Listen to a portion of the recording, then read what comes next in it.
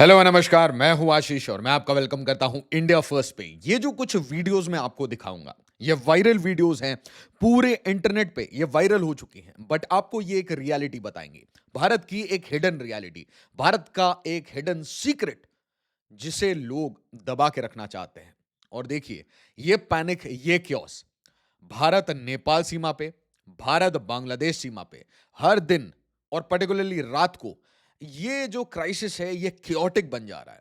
और इससे आपको समझ आएगा इंटरनली हमें कैसे खोखला किया गया है। আমি কি আপনার সাথে দ্বিতীয় আর কোনো কথা বাড়াবো তো?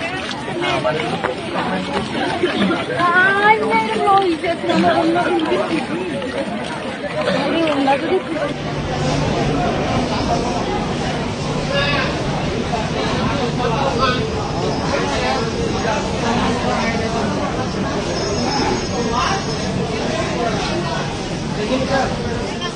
स्टेट्स हो गई भारत की, सिटीज हो गई, बॉर्डर इलाके हो गए, हर जगह एक पैनिक का सिचुएशन है।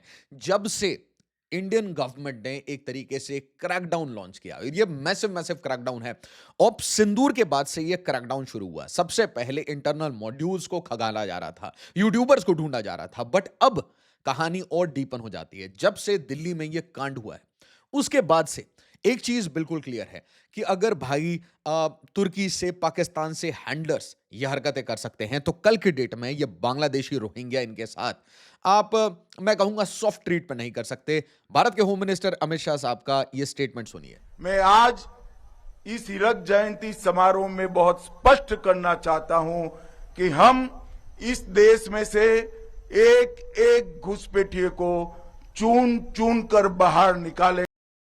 बट मेलाइस थोड़ा डीपर है, मेलाइस इतना सिंपल नहीं है। अगर आप एक एक एरिया से एक एक करके न्यूज देखेंगे तो आपको समझ आएगा कि कितने आसानी से इलीगल इन्फिल्ट्रेशन डायरेक्टली जाके टेरर से, स्मगलिंग से, फेक करेंसी से जाके जुड़ जाता है। आकाशवाणी का न्यूज है, आर्टिकल देखिए। Thousand of illegal Bangladeshi immigrants leave India after launch of SIR in West Bengal. Mind में रखिए, ये गवर्नमेंट ऑफ इंडिया अभी तक एक्ट नहीं कर रही, ये इलेक्शन कमीशन का एक्शन है। और ये इतना पैनिक क्रिएट कर चुका है कि चाहे असम हो, चाहे वेस्ट बंगाल हो, इन एरिया से लोग भाग रहे हैं।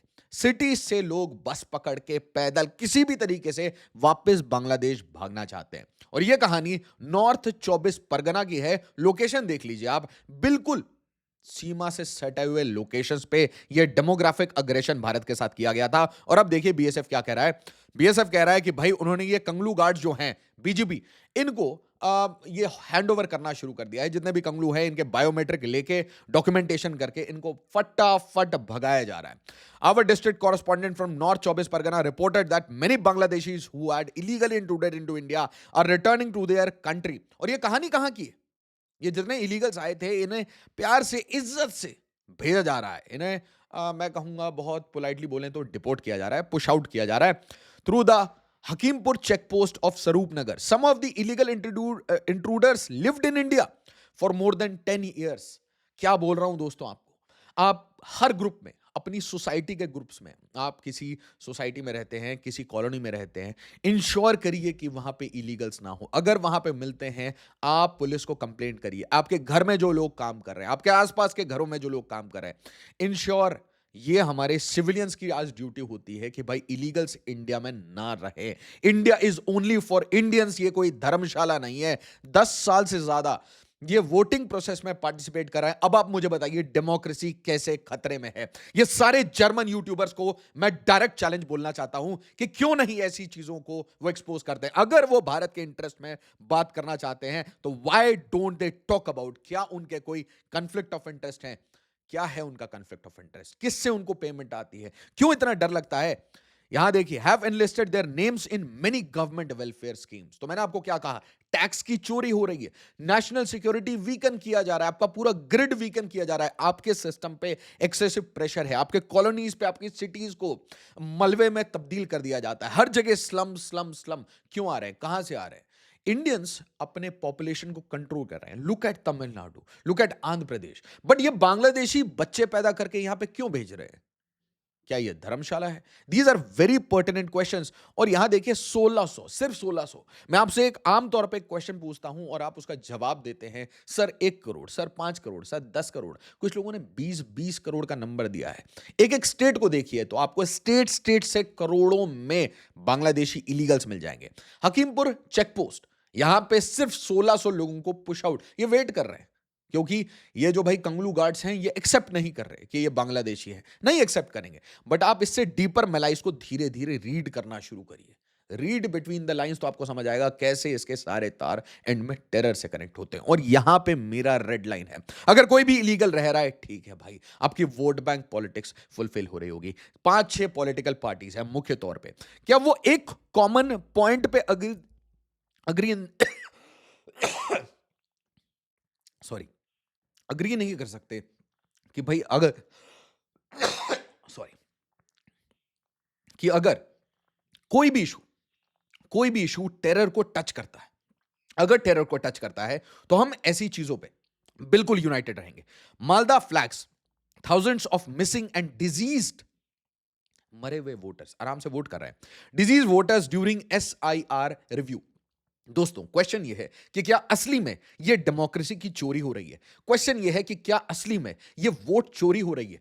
किस तरीके से हमारे सिस्टम को इन्फिल्ट्रेट कर लिया है? किस तरीके से सब्सिडी की चोरी हो रही है, राइट्स की चोरी हो रही है, लैंड की चोरी हो रही है, इलीगल इंक्रोचमेंट हो रहा है? क्यों हम इन चीजों के ऊपर आवाज नहीं उठाते? क्यों हमारी सारी पॉलिटिकल पार्टीज इन कॉमन मिनिमम प्रोग्राम्स पे, जो कि भारत के नेशनल इंटरेस्ट में है, नेशनल सिक्योरिटी इंटरेस्ट में है, कॉमन सिटीजन के इंटरेस्ट में है, क्यों नहीं हम इन चीजों पे ओपनली एक दूसरे को सपोर्ट करते हैं? फिर से आप लोकेशन देखिए, मालदा लोकेशन देखिए, क्या दिखता है आपको? फिर से बॉर्डर के पास। ये सारे कांड बॉर्डर के पास क्यों होते हैं? अब देखिए यहां क्या पता चलता है।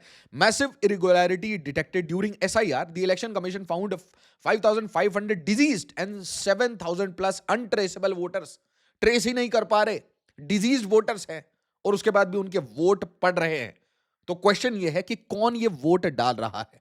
अच्छा, इनको इमीडिएटली बोला गया कि भाई आप ना ये सारे नाम हटा दीजिए। बट क्या ये मलाइस इतना छोटा है, इतना सिंपल है कि वोटर आई कार्ड में आ गया, सब्सिडी में आ गया? अब देखिए जरा, massive arms and ammunition haul in Murshidabad. अब मुझे बताइए ना, मैं कैसे इसे ना पढ़ूं, कैसे ऐसी न्यूज को आपको ना बताऊं? अब मुझे बताइए, क्या मैं पॉलिटिकल करेक्टनेस के चक्कर में, क्या मैं इंडियन फॉर्म ऑफ सेकुलरिज्म को जस्टिफाई करने के लिए, गंगा जमुनी तहजीब को जस्टिफाई करने के लिए यह बोलना बंद कर दूं कि Bangladeshi illegals are not Indians? भाई, जो इंडियन है वो इंडियन है, डिस्पाइट जात धर्म जो भी है। आपकी मल्टीपल आइडेंटिटी है, मेरी कम से कम 6 से 7 आइडेंटिटी होंगी, आपकी भी 6 से 7 आइडेंटिटी होंगी। आपका एक धर्म होगा, एक रीजन होगा, एक लैंग्वेज होगा, आपके पेरेंट्स हो सकता है 2 स्टेट से आ रहे हो, आप हो सकता है रहे कहीं और। इतनी आइडेंटिटीज है हमारे पास। बट क्वेश्चन ये है कि एंड में क्या हम ये सिंपली असर्टेन नहीं कर पा रहे कि ये लोग क्या कर रहे हैं? Massive arms and ammunition haul in Murshidabad, ये बांग्लादेश की कहानी नहीं है, यह बांग्लादेश का कर्मकांड मुर्शिदाबाद में घुस चुका है। आउटलुक रिपोर्ट करता है। लोकेशन देखिए फिर से, क्या लोकेशन मिला आपको? बिल्कुल बॉर्डर इलाका। दोस्तों मैं झारखंड के देवघर से आता हूं, आपको पता है देवघर में बाबा धाम है, बाबा धाम के पड़ोस में।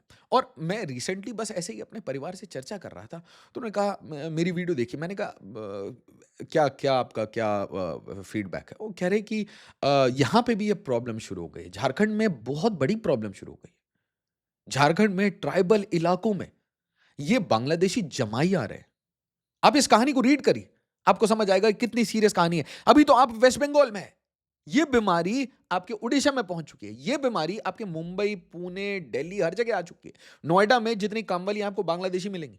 और इससे भी बड़ी बात जो अभी तक हम आइडेंटिफाई नहीं कर रहे, मैं आपको बताता हूं। बांग्लादेशी इंडिया में आए हैं, उन्होंने आधार कार्ड जब बनवाया था तो आधार कार्ड में हिंदू नाम डाले। क्यों? ताकि वो किसी भी तरीके से जस्टिफाई करके यहां पर रह सके। चलिए ये एक ऑक्यूपेशन की बात है, नौकरी की बात है, बट क्या गारंटी है कि ये पैसे के लिए नौकरी करने आए हैं, पैसे के लिए भारत को ना बेच डाले?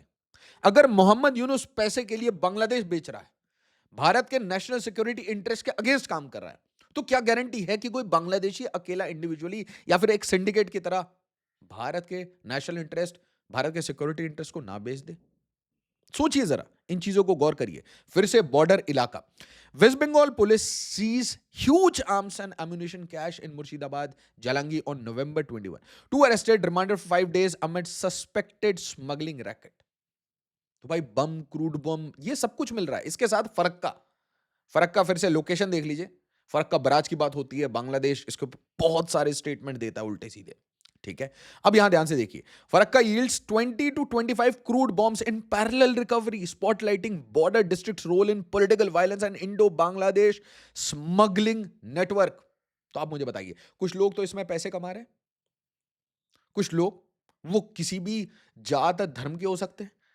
ये जो सिंडिकेट है इसे बोलते हैं ऑर्गेनाइज्ड क्रिमिनल्स, और यही ऑर्गेनाइज्ड क्रिमिनल्स का जो नेटवर्क है इसी को यूज करके बाद में टेरर एक्टिविटीज होती हैं। आ जाइए अल्फला, क्या लिखा हुआ है द न्यू इंडियन एक्सप्रेस। मैं नहीं बना रहा ना ये आर्टिकल्स, ये जर्मन शेफर्ड नहीं बना रहा, ये न्यूज है, इसी को बोलते ना फैक्ट। अब मैं क्या नशा करके सीएनएन की न्यूज लेके आऊं?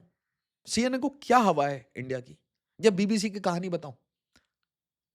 या फिर अगर कोई रिपोर्ट आ जाता है यूएस से, या फिर किसी सड़ी हुई 2 कौड़ी की किसी क्रेडिट एजेंसी का कोई रिपोर्ट आ जाता है कि इंडिया में डेमोक्रेसी इज बैकस्लाइडिंग, तो उसके ऊपर वीडियो बनाऊं? आप मुझे बताइए, मैं किसे क्रेडिबल मानूं?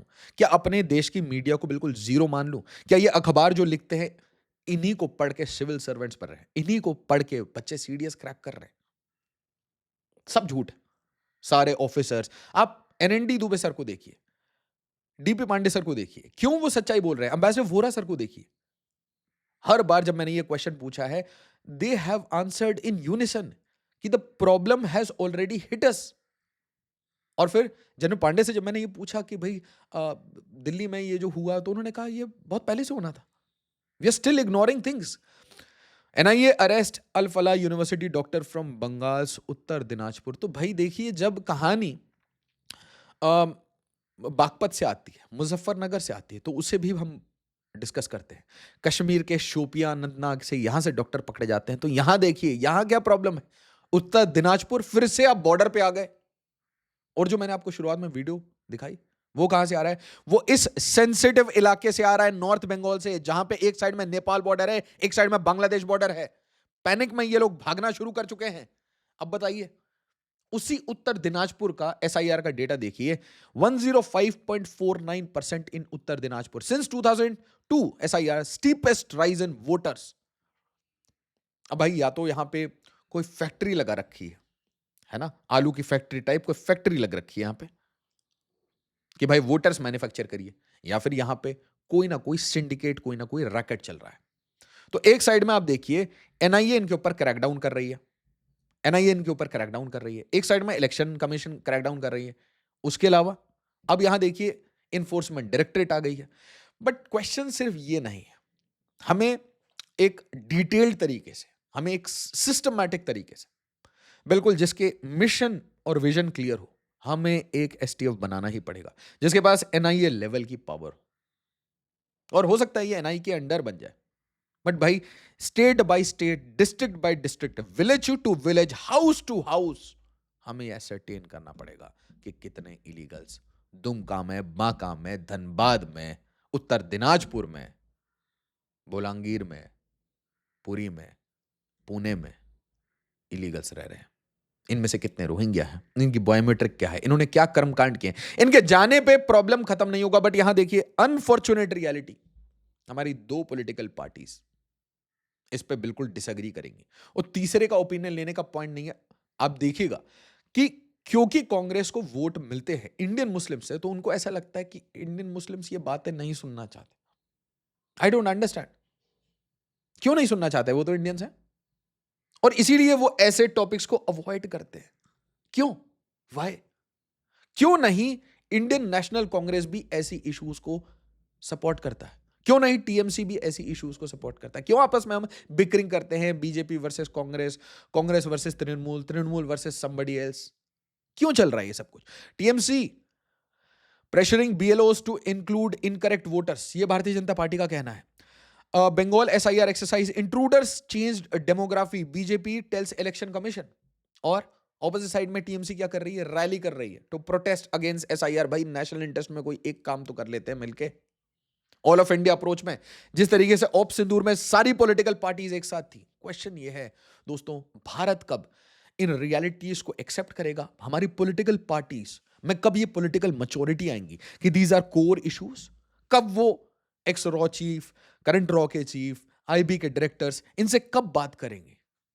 कब वो क्लियरली एक रिपोर्ट लेंगे कि भाई ये सारी पॉलिटिकल पार्टीज हैं, they will take advice from Indian armed forces, R&AW, NIA, intelligence bureau, और एक कॉमन मिनिमम प्रोग्राम पे सारी political parties irrespective of their political allegiance वो काम करेंगे भारत के इंटरेस्ट में? Very serious question. वीडियोस की नोटिफिकेशन आपको नहीं मिलती, पता नहीं क्या गेम कर रहा है YouTube, I am not able to get it. ठीक है, एक ही सोल्यूशन है, अरताई को ज्वाइन करिए, टेलीग्राम को ज्वाइन करिए, व्हाट्सएप को ज्वाइन करिए, वीडियोस मैं सेंड करूंगा जैसे ही अपलोड होती हैं, नोटिफिकेशन आपको मिलेगा और आप वीडियो देख पाएंगे। वरना बच्चे बहुत सारे ऐसे मैसेजेस, कंप्लेंट्स, मेल्स लिख रहे हैं कि वीडियोस नहीं मिल रही। इसे ज़्यादा से ज़्यादा लाइक करिए, शेयर करिए, हाइप करिए, मोस्ट इंपॉर्टेंटली इंडिया फर्स्ट को सब्सक्राइब करिए। साथ ही साथ आप अगर हमें सपोर्ट करना चाहते हैं तो डेफिनेटली कर सकते हैं। एज ऑलवेज, जय हिंद, जय भारत।